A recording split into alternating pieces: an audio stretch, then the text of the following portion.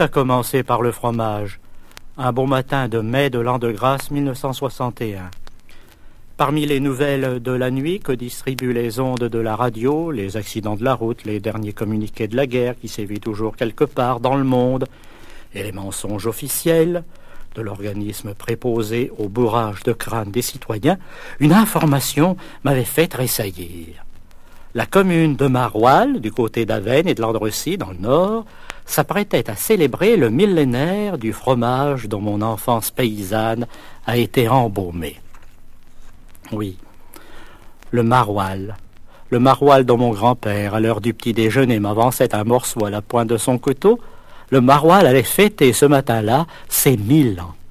Mon sang ne fit qu'un tour, et il en fit tant d'autres, qu'aujourd'hui, je me trouvais dans l'église paroissiale de Maroilles avec le micro de la radio-télévision française afin de porter la bonne nouvelle aux 6 coins du cher hexagone. Le Maroilles fêtait son millénaire, dont Jean Gaillard, abbé de Saint-Paul-de-Visque, pontifiait.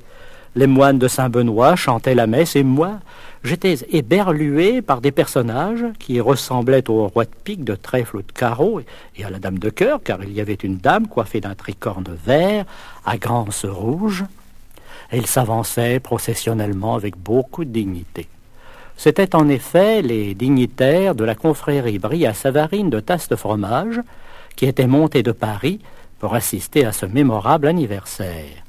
Quand j'eus invoqué après l'Évangile le Père, le Fils et le Saint-Esprit, j'oubliais que de haut le conseil m'était venu de profiter de la conjoncture pour exalter les moines qui avaient créé la merveille de Maroilles tout en proclamant les louanges du Seigneur, et je prononçais un sermon sur le fromage.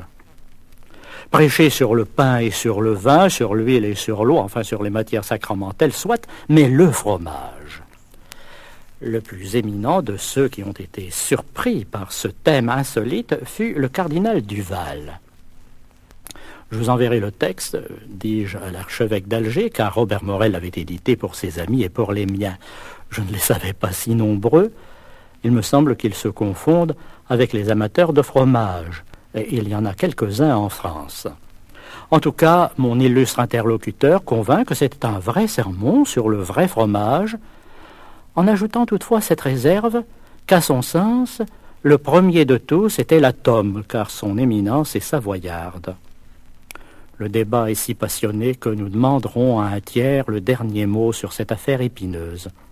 Écoutez, mes frères, écoutez comment priait Thomas More, chancelier d'Angleterre, décapité par Henri VIII et mis sur les autels par l'Église catholique.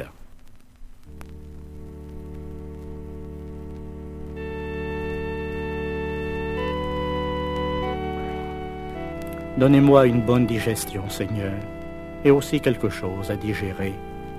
Donnez-moi la santé du corps avec le sens de la garder au mieux. Donnez-moi une âme sainte, Seigneur, qui ait les yeux sur la beauté et la pureté afin qu'elle ne s'épouvante pas en voyant le péché, mais sache redresser la situation. Donnez-moi une âme qui ignore l'ennui, le gémissement et le soupir. Ne permettez pas que je me fasse trop de soucis pour cette chose encombrante que j'appelle moi. Seigneur, donnez-moi l'humour pour que je tire quelque bonheur de cette vie et en fasse profiter les autres.